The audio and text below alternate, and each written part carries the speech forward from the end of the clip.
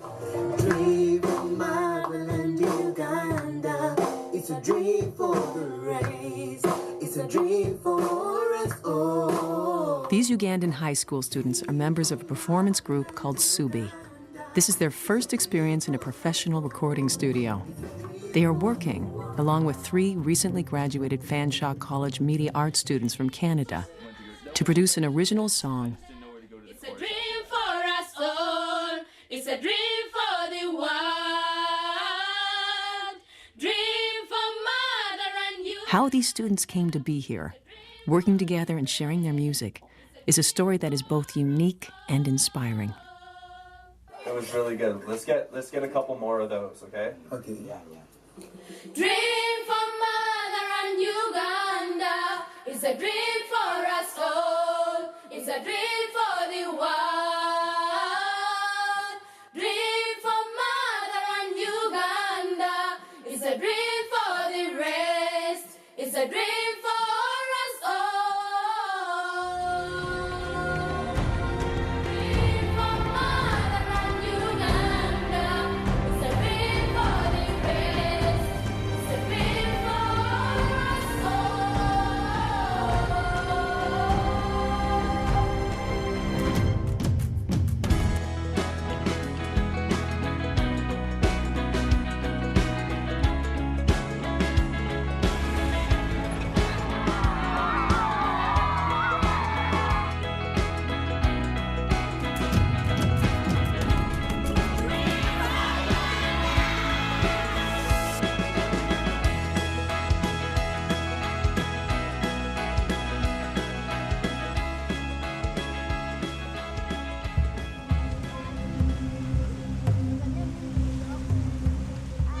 For thousands of years, since the time of the Egyptian Empire, people have dreamed of finding the source of the Nile. It wasn't until 1858 that British explorer John Speke declared to the Western world that it was here, on the shores of Lake Victoria. The Nile begins its long journey north as it flows into the country of Uganda. Uganda is located in East Africa and is a small country in area, but with a population of close to 37 million. When Winston Churchill visited in 1940, he described Uganda as the Pearl of Africa because of its beautiful mountains, lush green valleys, exotic wildlife, and friendly people.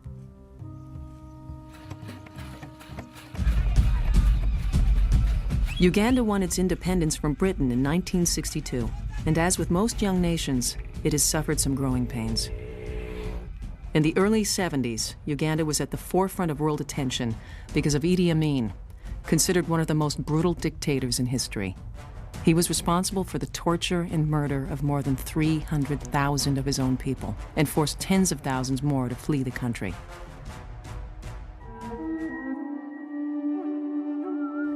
More recently, the lives of hundreds of thousands in northern Uganda have been shattered by one of Africa's most brutal rebellions.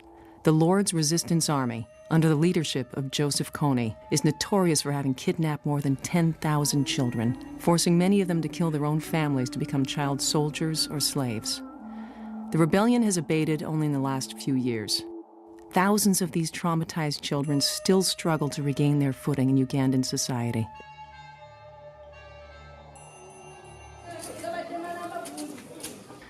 This high school on the outskirts of the capital, Kampala, was started by a retired nurse as a response to the needs of these war-orphaned children.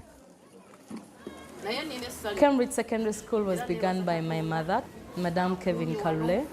Initially, it wasn't a school, it was a shelter where children escaping from war and poverty would find refuge.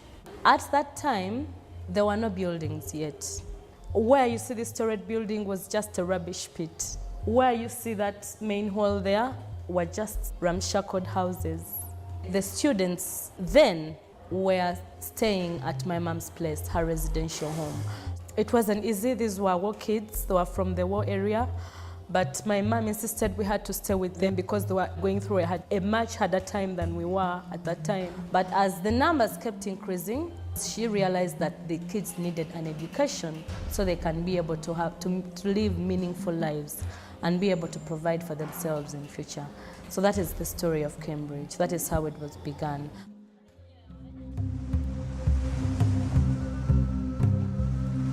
Today, the shores of Lake Victoria are peaceful and serene.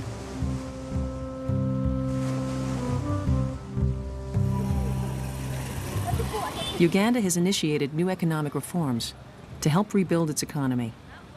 The bustle of the capital, Kampala, testifies to the country's energetic growth.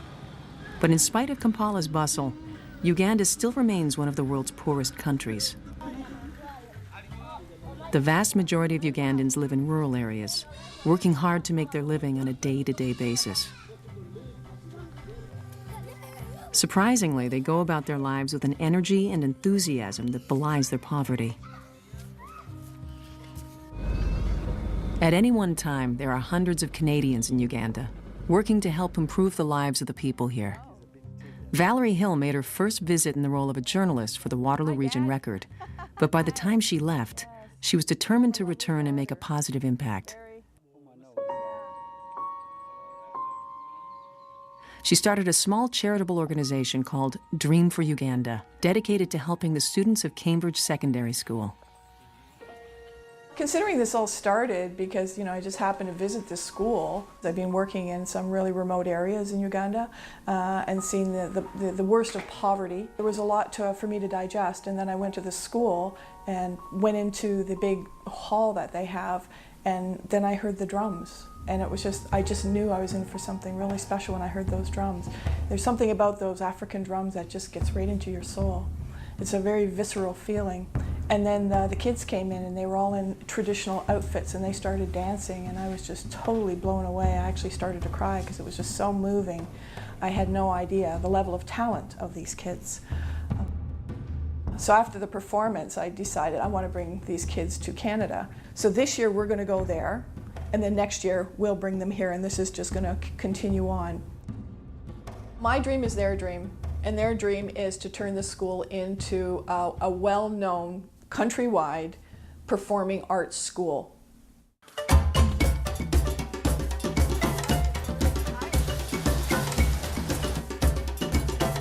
In the fall of 2014, 6 Canadians, 3 women from Dream for Uganda, and 3 recently graduated media arts students flew to Uganda on a journey of a lifetime. The guitars, drums, and keyboards were for a new music room at the school. The boys, Zach, Brian, and Mitch, would work with the Ugandan students, exchanging musical styles and recording a collaborative song. The women plan to give classes in their areas of experience. Valerie would agree. The instruments that they play are the dungu. They had the tenor, the solo, and the bass dungu. We recorded all those, and then we recorded the akogo, which is just a box with sticks coming out of it, and it just plays the notes. So we did all that, and now we're recording all our vocals, and after that, pretty much just editing after that.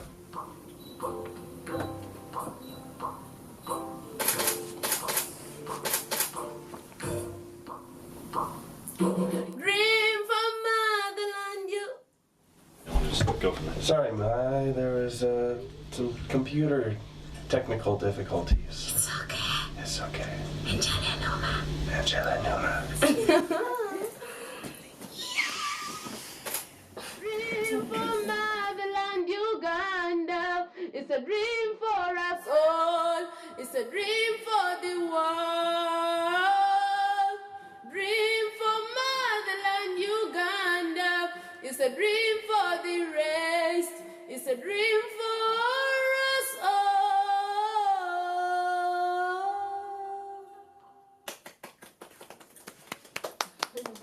Very nice. You look very pretty. I'm happy too. How are you feeling? Fine. Great. For an old gal, I'm absolutely perfect. Thank God, because it's a very long journey. It is it was so, you have no idea. And then we had picked up, this is the Ugandan custom. Oh, you're going to Kampala? Well, that's on the way. So we had 4 extra people and all their luggage and the baby, and the traffic was awful. So we spent 3 hours downtown Kampala after we dropped them off just trying to get home.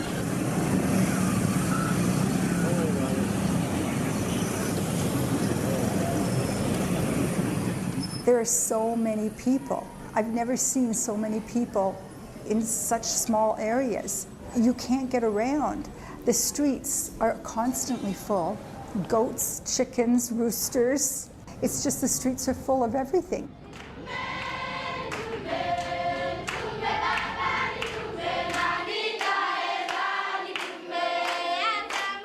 Less than 1 out of 5 Ugandan children are able to go to high school.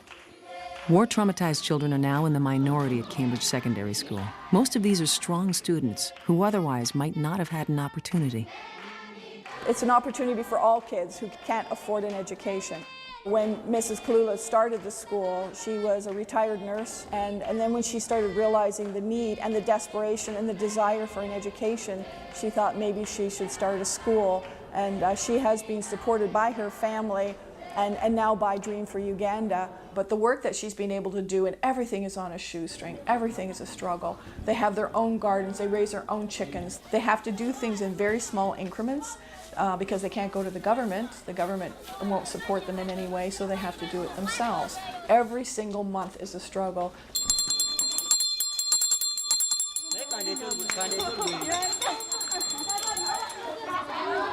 Let's go to see. I'm sure the image is formed. How about you guys with us? We look like tourists. Got our cameras out, our big bags full of nothing. The smaller bag, that was one thing you didn't say. You said bring it And next. when we were at the Royal Palace, we happened to meet a young boy named Ishmael, who's 9 years old, and Ishmael was selling bananas. We were speaking to him because it was the middle of the day when he should have been in school. So he was sent from school because the teacher needed the fees. So he's selling the bananas so he can get the fees to go back to school. And as we started talking to him and he started telling us his story, it was so deeply moving and compelling because he was not complaining, he was not whining, he was just simply telling us his story. We asked him if we could go and meet his mother, and he was fine with that. Isma. Sentai. It will be like Ishmael, but he's calling it Isma. And his mother was a little surprised to see all these Mzungus suddenly showing up. We had to get to her house. We went through this alleyway, was twisting and turning, and there was dirt everywhere, of course, and people were staring at us, wondering what are we doing there. And when we got there, the mother was very open. She said she never had an education, so it was very important for her children to have an education. But she knew she also had to send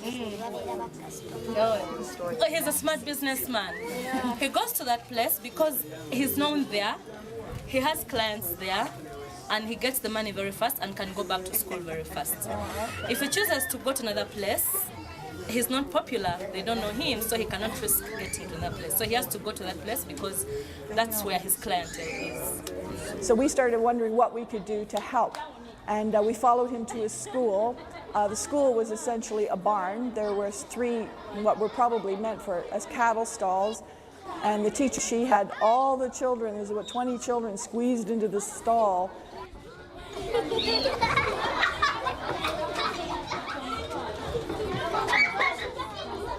And she was doing her very best to teach them. So we paid his fees, and we're always also trying to do something for his mother. And so we want him in school full-time and her to have some sort of income so she can take care of her family. And then when he's old enough, he will be coming to Cambridge Secondary School, probably on a bursary. But that's the whole point of this school, is to take children like Ishmael and give them an opportunity. He wants to be a doctor. You're welcome, Dr. Ishmael. Yeah, Dear, dear. Go and goodbye. Driftwood Park Public School in Kitchener, Ontario.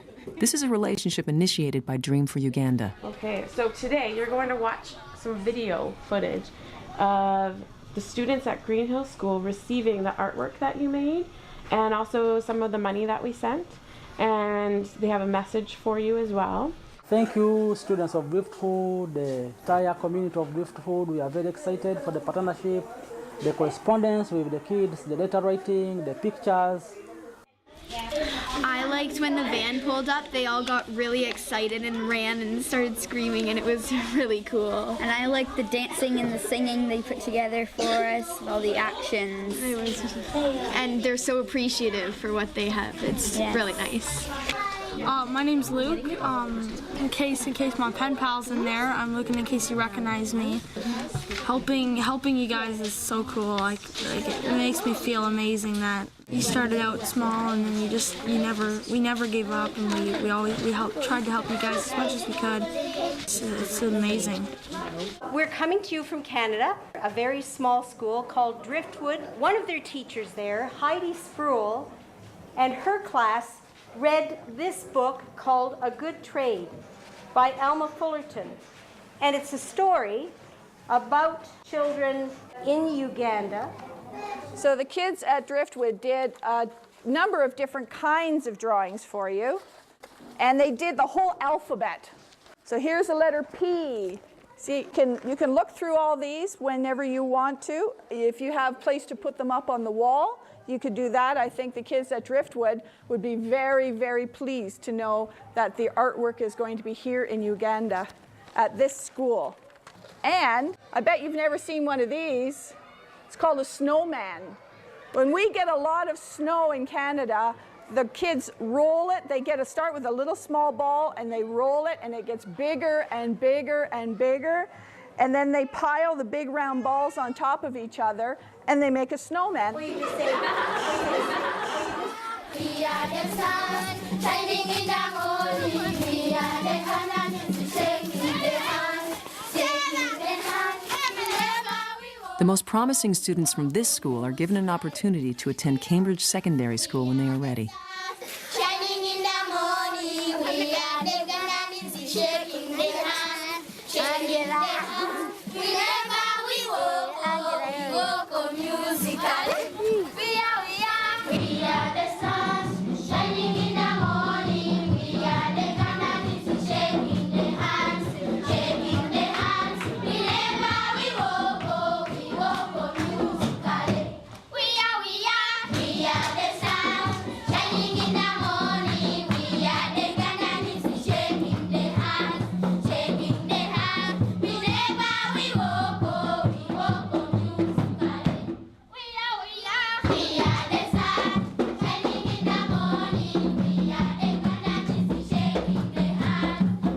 shining in the morning. We are the cannons, shaking the hands, shaking the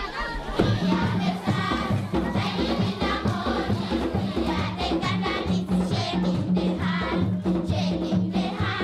Whenever we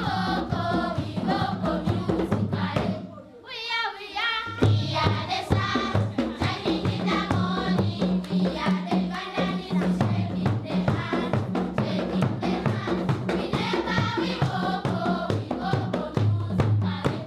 One, two, three, go.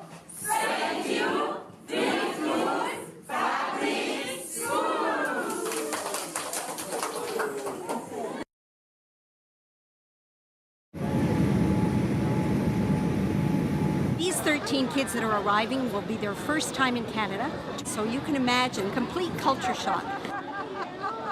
Very cold temperatures, very different food, very different lifestyle. Ain't no mountain high enough, ain't nobody low enough, ain't no river. They're going to be performing at a number of venues, 8 different high schools. They're going to be at a public school. This is a big deal. They've never been on a yellow school bus. Dream for fatherland, Uganda. It's a dream for us all. It's a dream for the world. Dream for motherland, Uganda. It's a dream for the race. It's a dream for us all. Saturday is our first big performance. That's at the center in the square. So we have a rehearsal at noon with the conductor and the 52-piece orchestra. And then there'll be an opportunity for the kids to meet people from the community. They're going to bring some of their instruments. They'll be in their costumes. Then they'll be on stage performing. Okay, Abataka, you guys don't know the whole song, right? Yeah. So it doesn't matter, because what we're gonna do is teach the audience Abataka. Oh, yes. We're gonna teach them Abataka. That'll be even better.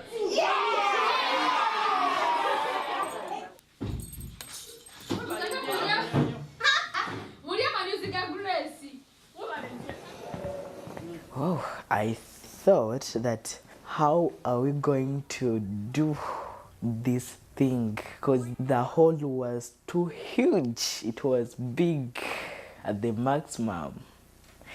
It was very big. The drum, it's like a passion that helps you. It can give you confidence to dance, to sing.